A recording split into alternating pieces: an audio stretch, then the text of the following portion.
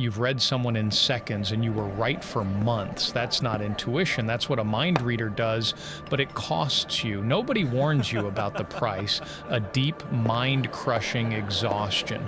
That's why you started pulling away from every room. You had no proof, just a feeling you couldn't even explain to yourself. Have you ever felt that? You're in a crowded room, people are talking and laughing. From the outside, it's an ordinary evening, but not for you. For you, it's just a badly written show. Everyone forgot their lines. They're improvising with cliches. You're the only one who hears the tremor in someone's voice half a second before they lie.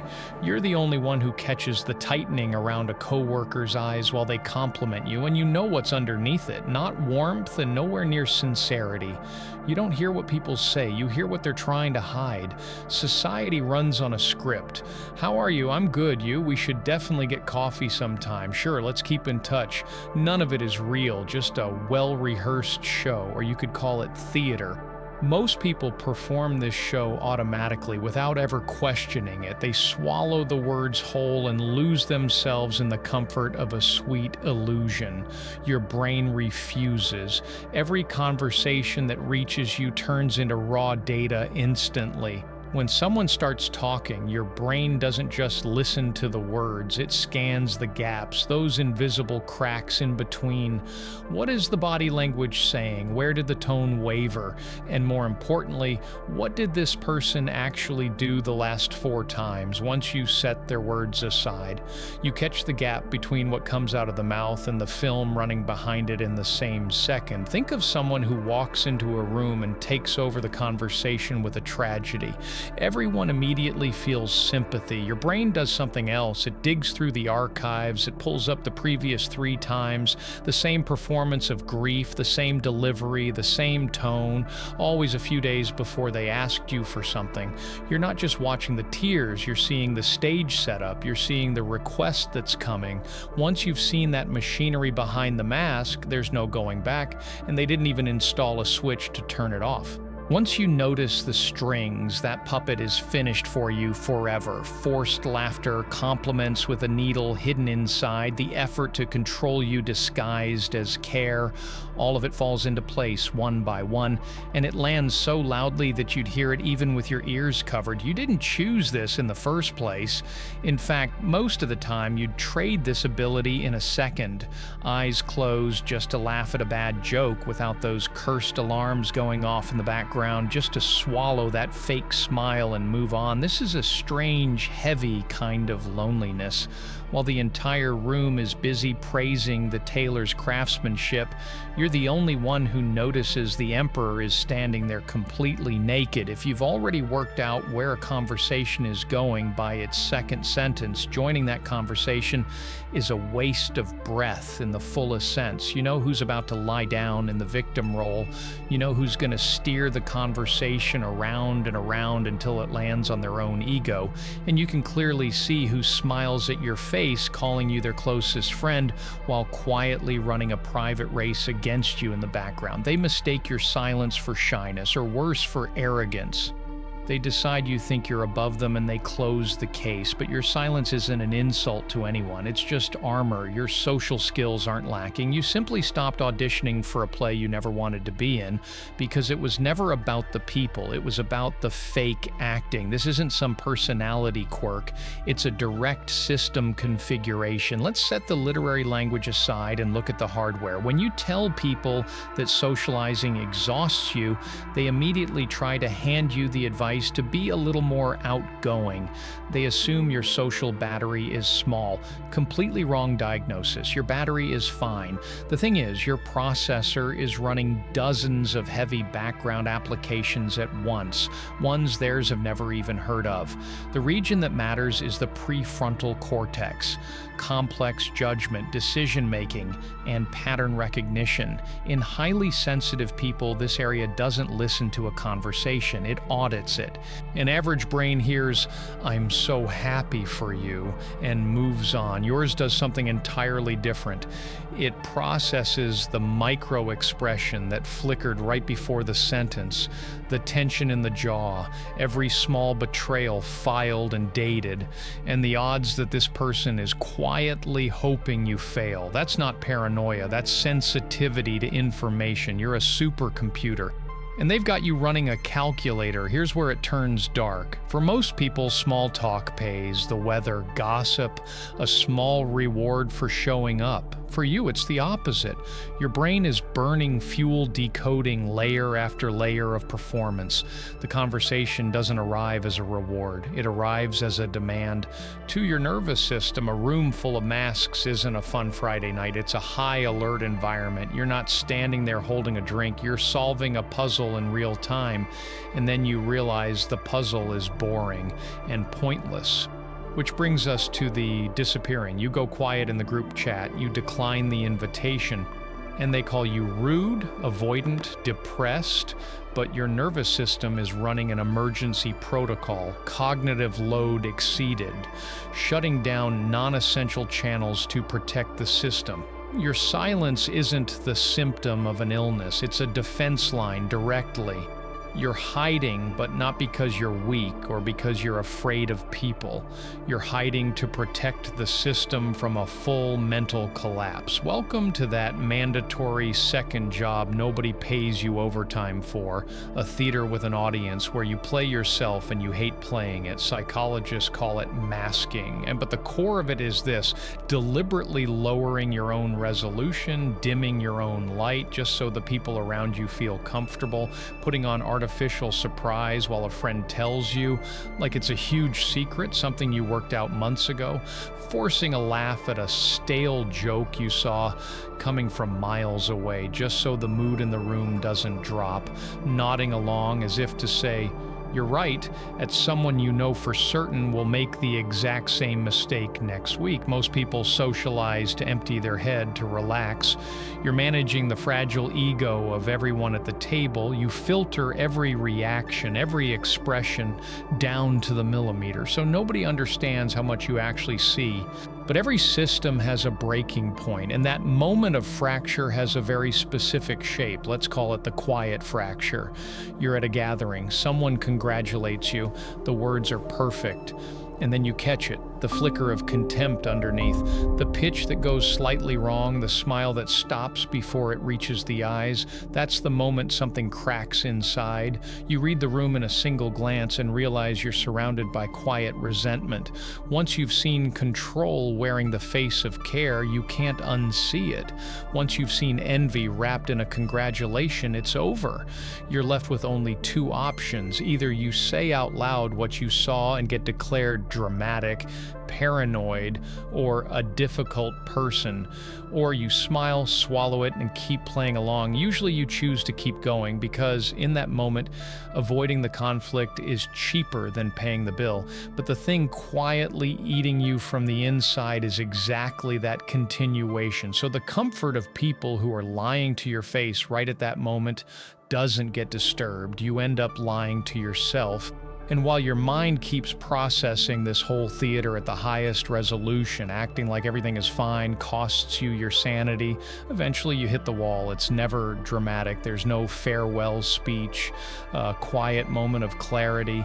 You look at the constructed personas and the endless gossip loops, and your brain asks one reasonable question: why am I working this hard for people who don't even understand themselves? That's the moment you stop. You stop answering the conversations that drain you. You stop showing up out of obligation. You let the silence sit instead of filling it. You've changed. You've gone cold, they'll say. Let them say it. What looks like you pushing people away is you pulling yourself back together. Up to here, this was a tactical retreat. And that's true, now the trap, because the thing protecting you can become your cage. Once you tune your mind to catch deception, that radar never switches off again. You turn into an obsessive detective whose shift never ends. Someone gives you a completely honest, unmixed compliment. But instead of saying thank you, you instantly open an investigation in your head.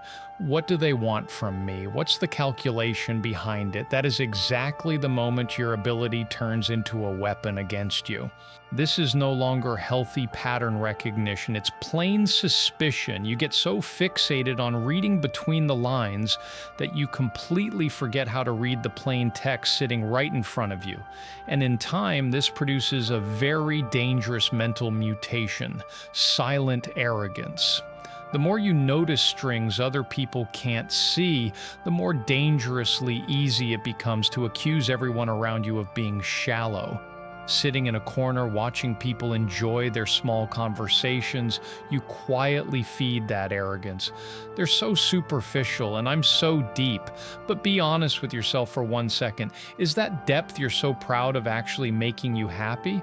Or has it just turned you into a cynical, irritable person? Do you know the truly uncomfortable part? Not everyone around you is moving with grand plans and bad intentions. Yes, people wear masks. Yes, society is a performance. But most of them aren't performing to manipulate you. They're performing because they're just as frightened and tired as you are. Small talk is a life raft, keeping them from drowning in their own anxiety. When you judge people for being fake, you're demanding an honesty from them that you don't offer yourself. After all, the one really hiding, the one really concealing themselves is you. If you don't keep this sense of superiority in check, you cross a dangerous line. Now you retreat into your shell, not to rest and recover, but simply because you look down on people. You imagine in your head how a relationship will blow up and then quietly prepare that collapse just so you can say, I was right at the end of the day. So before the world even gets a chance to disappoint you, you cut it off. That's the real tragedy. You kept out the fake friends, the toxic rooms, the pointless drama, and the wall got so high that the rare few who genuinely meant well couldn't get in either. You didn't protect your peace, you fortified your loneliness. Now let's get clear on something. There's a world of difference between vanishing out of cowardice and deliberately, intentionally covering your tracks. Ghosting is the cheap escape reflex people reach for when they don't have the maturity or the nerve to say goodbye. Plain avoidance. What you're doing is something else entirely. That deliberate, quiet, carefully calculated withdrawal. This isn't an escape. This is monk mode directly. Because if you can read the hidden intentions behind people, it means you can also clearly see the bill every conversation and every meeting hands you. And eventually you start to grasp that fundamental law behind the stage. Your attention is the most valuable capital you hold. And let's be honest, most of the people around you are a terrible investment. For an ordinary person, 3 hours of gossip is just a way to kill a Friday night. But your brain does the math differently. Playing unpaid therapist for 3 hours for someone who has sworn to stay miserable isn't just tiring, it's plainly theft. Every gram of energy you spend decoding other people's fake smiles is stolen from your own work, your own future, and that silence you need so badly. Monk mode begins the moment you close that losing account at the root. Once you stop mistaking your withdrawal for a social failure, you realize it's actually turning into a massive advantage. Everyone around you is chasing constant visibility, wasting themselves for a drop of approval. You quietly drop off the radar and switch to dark mode.